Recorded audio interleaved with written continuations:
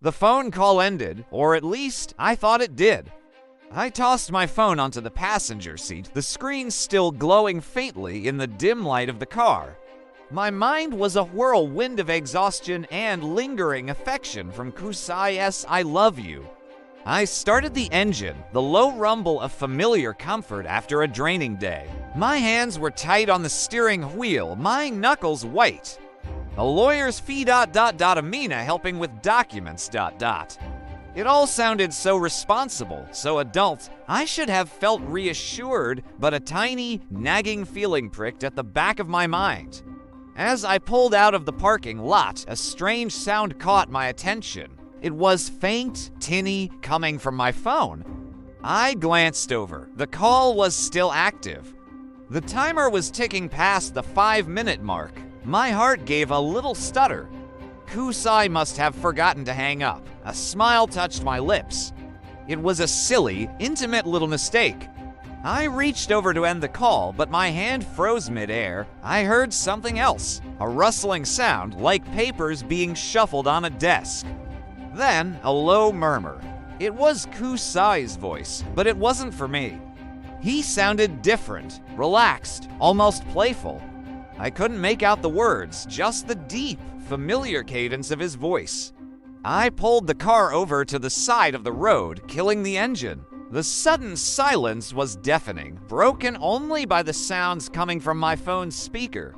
My breath hitched in my throat. I turned up the volume, my fingers trembling slightly.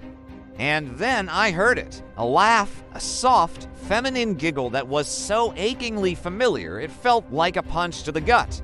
It wasn't just any laugh, it was my sister's, Amina. My world tilted on its axis. The air in the car suddenly felt thick, suffocating. It couldn't be. There had to be an explanation. Maybe they were just working, celebrating getting the documents sorted. Yes, that had to be it. Amina was helping him. He said so himself. I was being paranoid, letting my exhaustion get the better of me. But then Kusai spoke again, his voice clearer this time, laced with an intimacy that was reserved only for me. "You're a lifesaver, you know that," he said, his voice a low, warm hum.